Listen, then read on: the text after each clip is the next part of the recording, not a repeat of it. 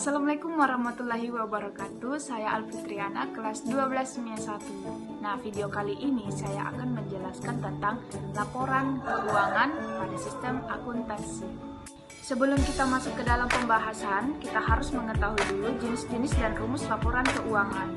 Jadi, jenis laporan keuangan itu terbagi atas beberapa jenis, yaitu yang pertama, laporan laba rugi, yang kedua, laporan perubahan modal, dan yang ketiga adalah neraca.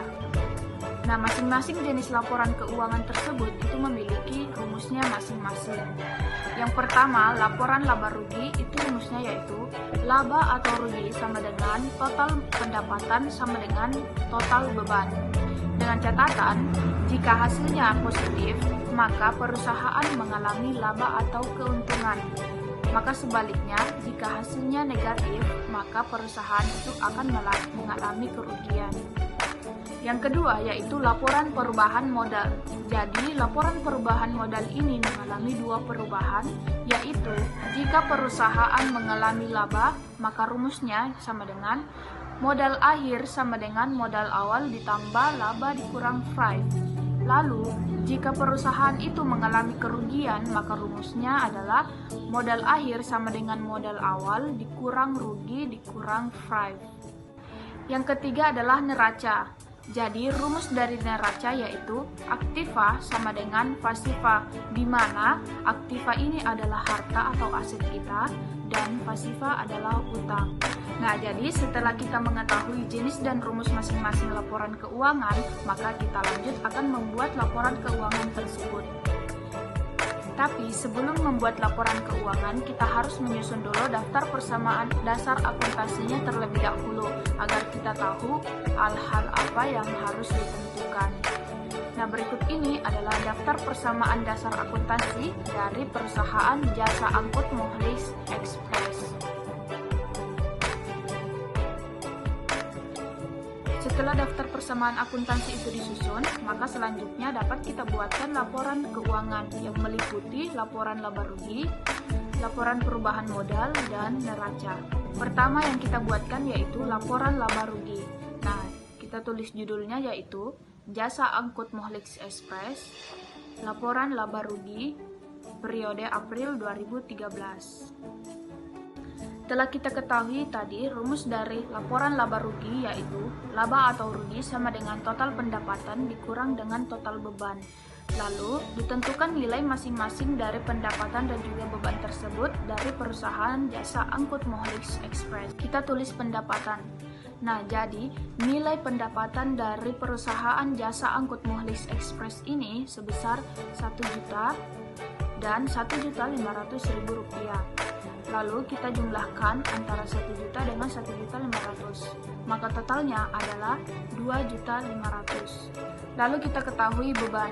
Nah, beban ini pada perusahaan jasa angkut Muhlis Express ini dia terdiri atas beban sewa kantor dan juga beban sewa kendaraan, di mana beban sewa kantor itu sebesar 400.000 rupiah, beban kendaraan sama dengan 300.000 rupiah. Maka dijumlahkan antara 400.000 rupiah ditambah dengan 300.000 rupiah, maka totalnya sama dengan 700.000 rupiah. Setelah pendapatan dan beban tersebut telah ditentukan nilainya masing-masing, maka keduanya dikurangkan antara pendapatan dan juga beban, sehingga hasilnya atau totalnya sama dengan 1.800.000 rupiah. Jadi, perusahaan tersebut itu mengalami laba atau keuntungan. Setelah kita menentukan nilai dari laporan laba ruginya, lalu yang kedua kita membuat laporan perubahan modal. Jadi kita kembali tulis judulnya yaitu Jasa Angkut Muhlis Express, laporan perubahan modal periode April 2013. Jadi, karena perusahaan jasa angkut Muhlis Express ini mengalami laba atau keuntungan, jadi rumus laporan perubahan modalnya yaitu modal akhir sama dengan modal awal ditambah laba dikurang dengan price. Maka hal yang harus diketahui yaitu modal awal dari perusahaan Muhlis Express itu sebesar 5 juta rupiah dan labanya tadi sebesar 1.800.000 rupiah. maka keduanya dijumlahkan antara modal awal dengan laba, sehingga totalnya atau hasilnya sama dengan Rp6.800.000. Jadi setelah dijumlahkan, hasil akhir dari modal awal dengan laba itu sebesar Rp6.800.000 dikurangkan dengan nilai FRAIF sebesar Rp600.000. Maka totalnya atau modal akhirnya itu sama dengan Rp6.200.000. Setelah laporan perubahan modal ditentukan, maka selanjutnya yang ketiga kita buatkan neraca. Kita kembali menulis judulnya, yaitu Jasa Angkut Molis Express Neraca periode April 2013. Nah, jadi rumus dari neraca itu sama dengan aktiva sama dengan pasiva. Nah, kita bagi antara dua sisi, di sebelah kanan yaitu aktiva dan sebelah kirinya yaitu pasiva.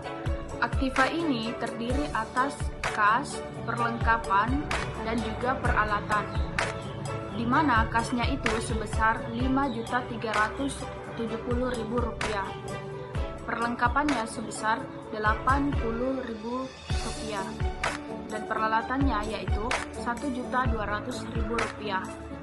Maka dijumlahkan antara kas, perlengkapan, dan juga peralatan, sehingga totalnya atau hasil akhirnya yaitu Rp6.650.000.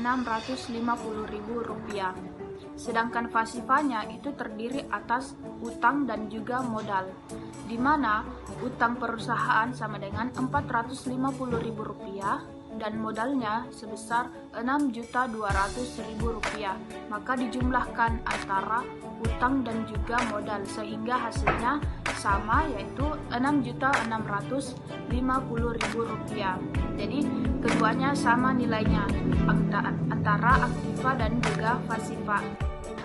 Jika hasil akhirnya itu tidak sesuai atau tidak sama antara nilai aktivanya dan juga pasifanya, berarti di dalam pencatatannya itu terdapat kesalahan. Nah, jadi aktiva dan pasiva itu harus sama nilainya masing-masing. Sekian dari penjelasan saya tentang laporan keuangan.